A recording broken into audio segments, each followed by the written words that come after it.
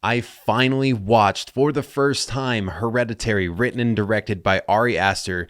So here are my thoughts. And as always, spoilers ahead.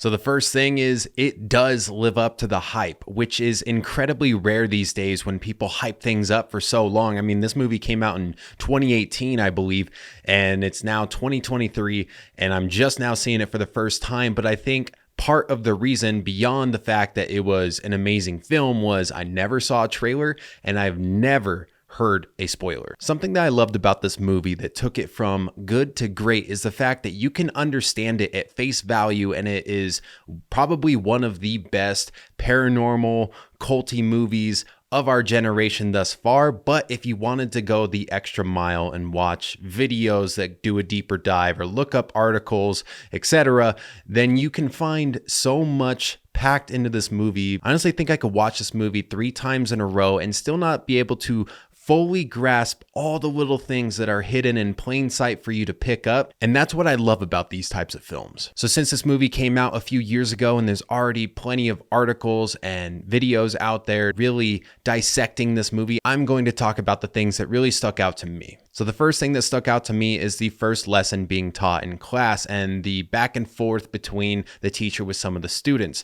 So they are talking about the hero being undone by their flaw, and their flaw being arrogance. The hero refused to notice all of the signs that were put in front of them, but the teacher then goes on to say that the hero never had free will, so they never had a choice in the matter. And does that make it more or less tragic? And they're saying more tragic because there's never any hope. So when it comes to this film, I think the hero in this sense is Annie. She had been blind to all of the red flags in her life. The red flags of her mom, Ellen, really wanting her to have a kid, and she clearly knew there was danger to having a boy. When she's dreaming about lighting Peter on fire yet again, Peter asks, "Why are you afraid of me?" And she says, "I never wanted you." Basically, she did everything she could to miscarry. And in the movie, she says how she was estranged from her mom through most of Peter's life. And earlier in the movie, we see this letter from Ellen basically stating that they'll all be rewarded in the end. And she's trying to hide the note and forget about it. Clearly, she's been trying to put it out of her mind. So it sounds like Ellen has kind of filled her in a little bit as to what's going to happen. From her miniatures that she makes, we can infer that some weird shit was going on between Ellen and Charlie with the breastfeeding thing. I don't know about you, but I don't think I was ever breastfed by my grandma. And then there's Annie's schizophrenic brother's suicide. Probably not schizophrenic at all, but he was saying that, mom's trying to put a person inside me. I feel like all these things should start to be lining up, but the arrogance has blinded her. And then you ask yourself, did she even have free will in any of this? Could she have stopped any of this?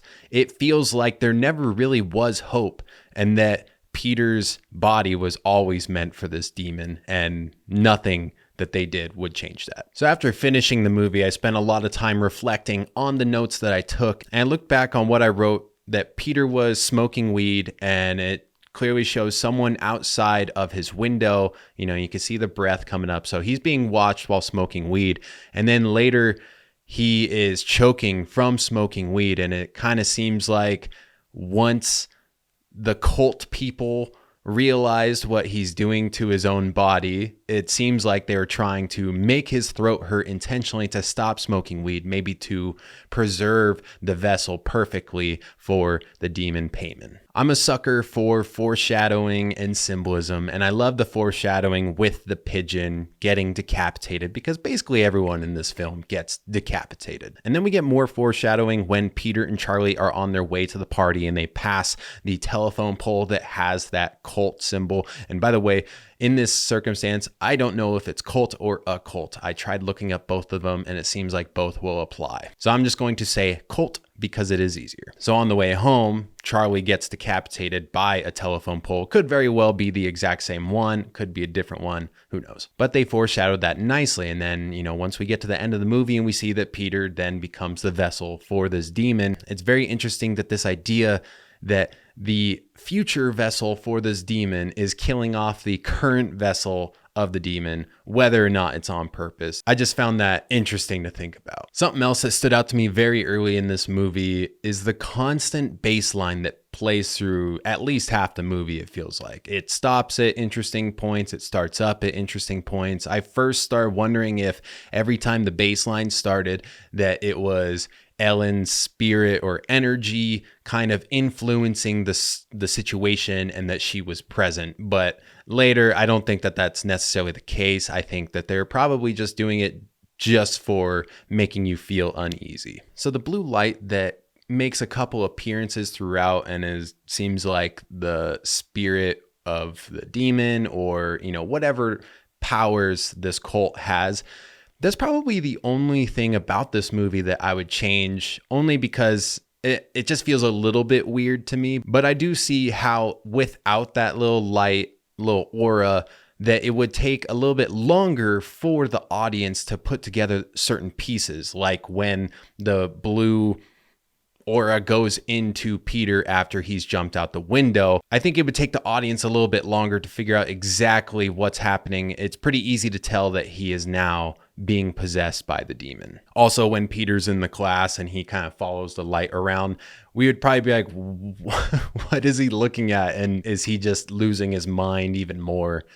So I get it, but not too crazy big of a fan of that. So the actress who plays the little girl, Charlie, she in real life has a condition called CCD, which is, from what I've gathered here, a bone disease. And so it started making me toy with the notion of not only did this demon want a male body, but then is in a female body that does have a condition. And maybe in the movie, the condition only exists because a female body cannot handle this demon spirit coming into the vessel, and it needed a stronger male form to achieve that. Also, I've got to say, at the very end, when Annie is clearly possessed and sitting up in all these corners, I love the subtlety of her being in the corners, but the flying crawl was so damn disturbing. Oh my God, that was like, I've never seen that. She's like crawling like a spider on her side, but she's just gliding. Ugh. So something else I was wondering was, back when Annie first went to the emotional support group, I believe she said that she had gone to one of those a couple years prior, that she had to go to one. And so that makes me wonder how many people in that emotional support group are part of the cult. Because, I mean, clearly Joan was a part of the cult. Who knows if she was actually going into that meeting at all, or she was just there to stop her. But the fact that she has prior experience with that, it almost seems like this emotional support group is set up just to groom her for what's to come. Because the cult's plan seems like it doesn't work if Annie decides to kill herself. Similar to the way her brother Charles killed himself, and now Payman can't go in there, and then, she eventually has a daughter named Charlie that Payman goes into. If she killed herself, she couldn't cast that spell or start that ritual that Joan gives her, telling her, make sure that you say every syllable and you have your entire family there. She's being used in that moment. So if she's not there, I don't know if they can actually achieve the possession of Peter. And that leads me to the next thing, which it seems like it's pretty difficult to possess a grown person already, which is why they went after Charlie, maybe while she was in the womb or maybe just as an infant. Because in that book of that one of 8 Kings of Hell, Payman, it says how they go after the most vulnerable. So that would make sense that it would be a baby. At the end of the film, in the treehouse, it has a picture of Ellen, and it says how she is the queen. And if that is true, I wonder how long she's been the queen. Because, if something similar happened where this demon queen took over the vessel of her body, then that would explain, why she has dementia and DID, the dissociative identity disorder, which makes me think how cool it would be if there was a prequel film to Hereditary where we get to see a little bit of Annie and Ellen's relationship and Annie's childhood. Now, before I get into my review versus Rotten Tomatoes, I gotta say the joke moral of the story, which is the women in this movie and demons all have penis envy. All right, so Rotten Tomatoes, the critics gave it 90% and the audience gave it 69%. I definitely don't think 69% is fair. 90% sure, but where I stand, I'm a 10 out of 10. I love this movie. Like I said, there was only the one thing that I would change, that blue light aura that's floating around, but that's not even that big of a deal to me. Honestly, this kind of made me feel similar to back when The Conjuring first came out, and it just had you on edge during the movie. I got chills constantly during this movie, and I personally think that this is a lot better than The Conjuring, and I love The Conjuring. But if you know me, you know that I am a sucker for cults and aliens, and this movie hit the nail right on the head for me. All right, and that's all I have for you guys today on the movie Hereditary. I hope you enjoyed this episode of Psychocinematic. If you did, leave me a thumbs up, comment what you thought down below, and then don't forget to subscribe if you haven't already, and I'll see you in the next one.